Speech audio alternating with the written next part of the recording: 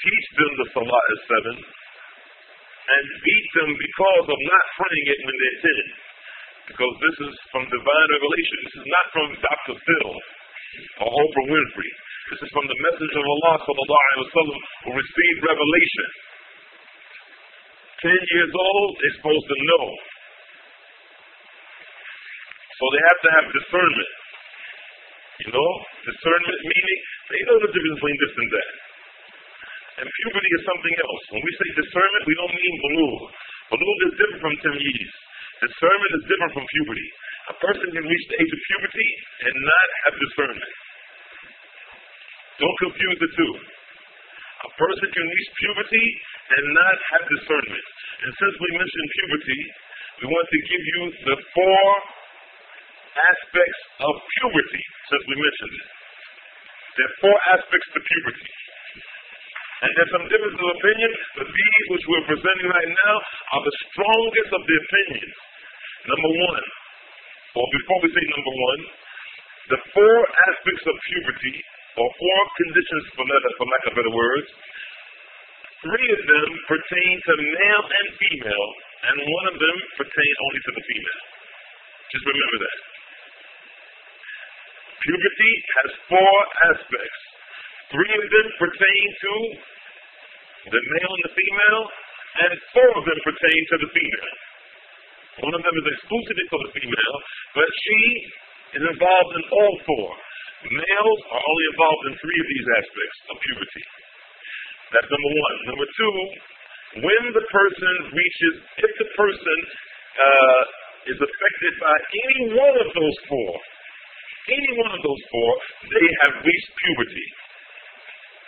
Any one of those 4. It doesn't have to be all 4 together, or 3 of them together for the males, as we mentioned.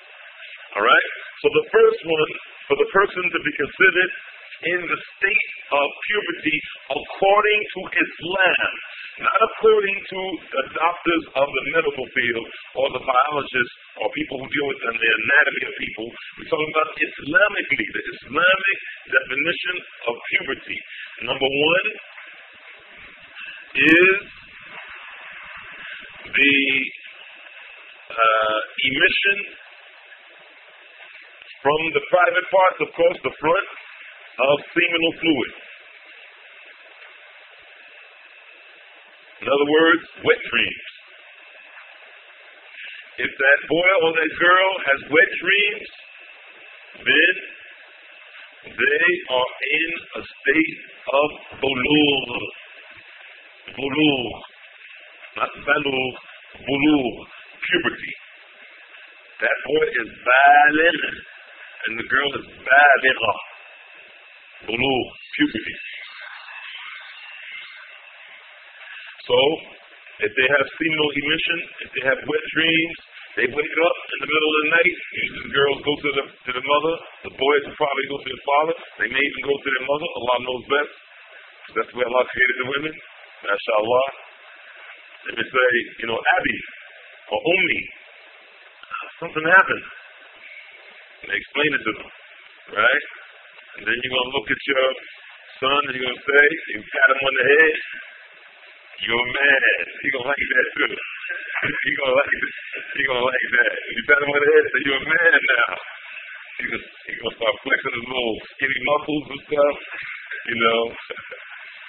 So that's the first one. The second one, for when the person becomes baligh and they have bulugh in puberty, is that they're going to have hairs coming not on the face, that's not one of the signs of puberty, coming from the private parts or under the arms. Some people think, and even people in the medical field, they say if the hair goes on the face, that means they have reached puberty. Not in Islam. Not in Islam, not necessarily. The Ulamaa say it's the hair on the private parts and under the armpits. And not separately, together. Not saying that it can't be one, but we're saying that it's not either, it can be either or, but they're put together. But it's early enough, when they mention it, they mention them together. That's what we're saying. They mention them together. then it's under the arms, the armpits, and the private parts. If they have hair there, then they have reached the state of bulugh. Bulugh. Ba, lam, waw, ghain. Bulugh. Number 3, they reach the ages between 14 and 16. Between 14 and 16. The ulama, they differ on these age groups. Shaykh al-Uthaymeen, rahimahullah, Muhammad ibn Salih al-Uthaymeen, I heard him say between 14 and 16. Between 14 and 16. And this is not to disregard any of the other ulama who say between 13 and 16. So if someone wants to say between 13 and 16 is no problem, or 13 and 15, but I don't think anyone starts with 12. I think it starts with 13. If those who differ, I think it begins with 13. Allah knows best. But for now, we're going to say between 14 and 16. If the person doesn't have any seminal emission, no wet dreams, and if the person doesn't have any pubic hair whatsoever on the private parts or on the underarms, and they reach 14, they are considered in the state of bulugh. They consider in the state of puberty according to the Sharia. And the fourth and final aspect of puberty only pertains to the females. All 3 of them pertain to the females and the males. The fourth one is only for the females. With the other 3, of course. And that, of course, is menses. When the girl has menses, she is in a state of puberty. Not like what the kuffar say. If you notice, we haven't said that she has protruding breasts. The kuffar add to that breast. No. Menses. When she has a menses, she is legally a woman. Doesn't mean she has discernment. Is the difference? It doesn't mean she has discernment. That she has this condition of tamyiz. Because bulugh is different from tamyiz. It means that she legally is responsible for praying and fasting. She's legally responsible to being covered, even if she doesn't have anything to cover. And there was an article in the Time magazine about maybe 3 years ago.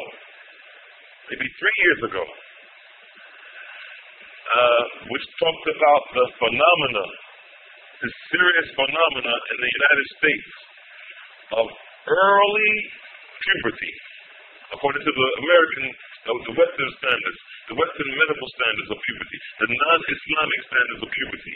There was an article about early puberty. They have some as early as 7. Girls becoming in the state of puberty at 7 years of age. Some of them 8 and 9 with full breast and menses.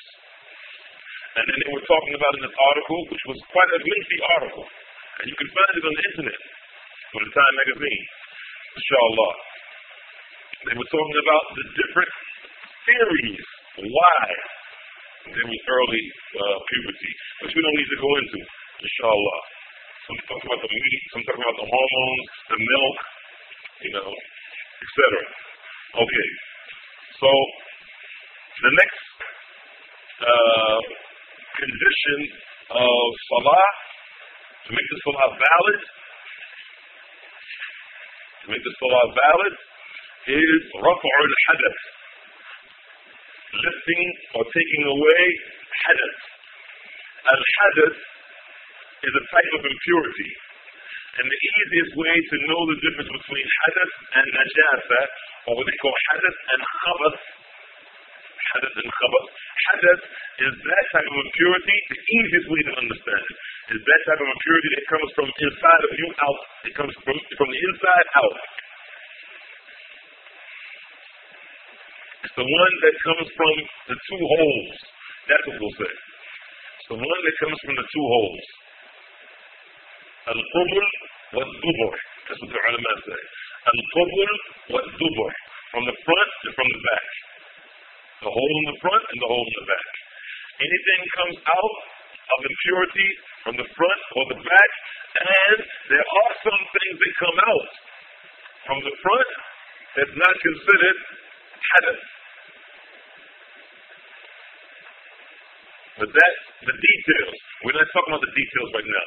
We just want to know and learn the conditions for the salah and a summary, a brief explanation, a summarized explanation of each one. We're not going into the detailed issues of the 50 issues of it. We'd be here for a month. Well, not that long, but we'd be here for a long time. So, removal of hadath, or lifting the hadath, taking away the hadath is that thing that comes from al-qubul wal-dhuhr. The dhuhr is the anus, the qubul is the penis and the vagina. It's legal for us to say that. It's permissible for us to say this. In Arabic it sounds better, but when we hear it in English, it doesn't, when we say these words in English, people get a kind of twinge and start shaking. Oh, the brother, he said that. My child, I put my hands over my child's ears in the back of the sisters, Alright? So that's the removal of hadath. That's a condition. If the hadath is not removed, salah is invalid. It's invalid.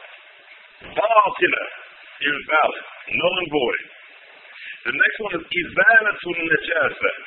Izalatul najasa. Najasa, the removal of najasa is that thing that is on the outside of you. It's not coming from inside of you. The thing, the hadath, is the thing like urine. It comes from you.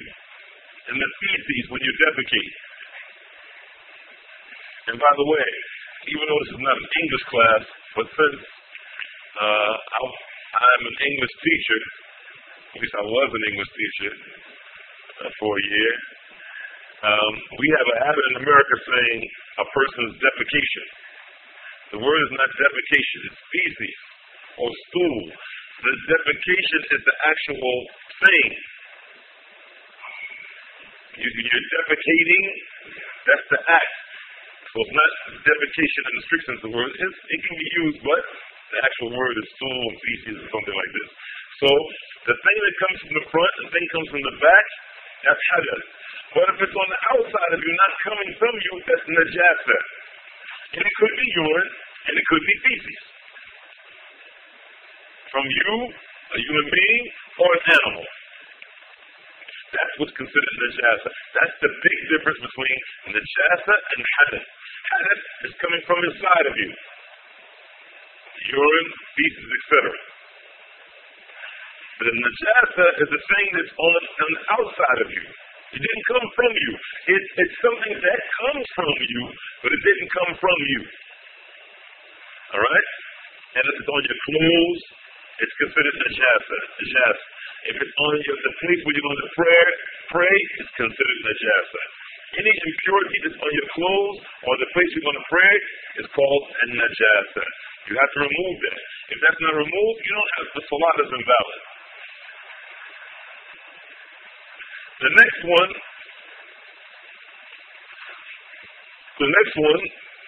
is satr al-awra. Satr al-awra. It is the covering of the awra. The covering of the awra. Satr basically means to cover. This thing right here I'm holding in my hand right now is called in the Arabic language sitar. Sitar, a curtain. They call it sitar, a curtain, because it covers the window. So satr comes from the word sitar, or sitar comes from the word satr. Satr al-awra means to cover the awra. The awra, as we mentioned yesterday, in Islam, we have the Ulamaa of Islam. They teach us that a word has a linguistic meaning and a religious meaning. A linguistic meaning and a religious meaning. A literal dictionary meaning and a technical religious meaning. The literal meaning of awra,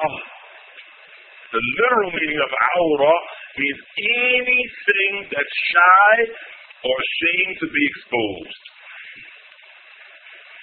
Anything that's shy or ashamed to being exposed. Anything. That's the literal meaning, not the religious meaning. Anything that's shy or ashamed of being exposed. Alright? Now, when you go to the religious meaning,